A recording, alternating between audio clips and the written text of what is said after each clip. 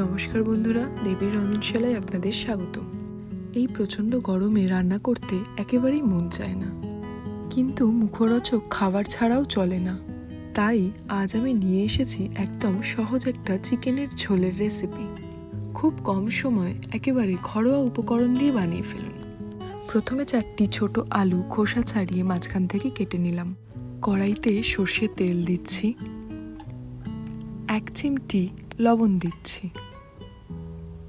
এবার একে একে কেটে রাখা আলুগুলো ভেজে নেব।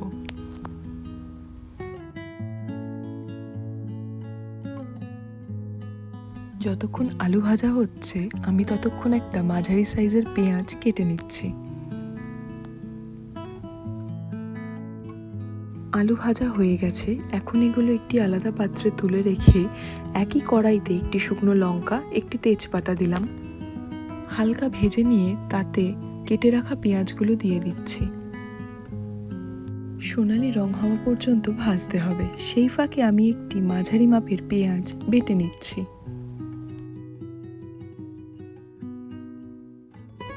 এখন পেঁয়াজ বাটা কড়াইতে দিয়ে ভালো করে ভেজে নেব।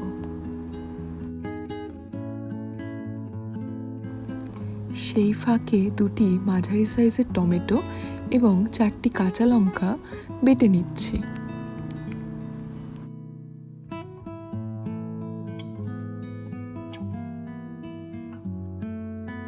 এবার কড়াইতে টমেটো এবং কাঁচা লঙ্কা বাটা দিলাম। 1 চা চামচ ধনে গুঁড়ো, 1 চা চামচ জিরে গুঁড়ো, 1 চা চামচ কাশ্মীরি লঙ্কার গুঁড়ো দিয়ে ভালো করে মশলাটি কষিয়ে নেব। মুরগির মাংসে নুন এবং লেবু মাখিয়ে কড়াইতে দিচ্ছি। 1 টেবিল চামচ আদা রসুন বাটা, 1 চা চামচ লবণ দিয়ে ভালো করে মাংসে মশলাটি মাখিয়ে নেব। অতিরিক্ত ঝাল যাতে না হয়ে যায় তাই জল দেওয়ার আগে শুকনো লঙ্কাটি তুলে নিচ্ছি। আপনারা চাইলে নাও তুলতে পারেন।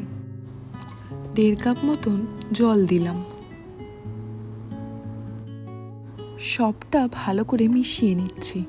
তারপর ঢাকা দিয়ে 10 থেকে 15 মিনিট রান্না হতে দেব, যতক্ষণ না মুরগির মাংসটি ভালো করে সেদ্ধ হয়ে নরম হয়ে যায়। প্রায় 15 মিনিট পর ঢাকনাটি সরিয়ে দিলাম। ভেজে রাখা আলুগুলো দিয়ে ভালো করে মিশিয়ে নেব। আরও 5 থেকে 6 মিনিট ঢাকনা ছাড়া রান্না করে নেব। এবার গ্যাস বন্ধ করে 1 চা চামচ গরম মশলা উপর থেকে ছড়িয়ে দিয়ে একটি চাপা দিয়ে 1 থেকে 2 মিনিটের জন্য রেখে দেব। আমাদের মাংস ঝোল তৈরি। এবার গরম গরম ভাতের সাথে পরিবেশন করুন। আশা করি ছোট থেকে বড় সবারই খুব ভালো লাগবে খেতে। ভিডিওটি ভালো লেগে থাকলে লাইক, কমেন্ট এবং সাবস্ক্রাইব করতে ভুলবেন না কিন্তু।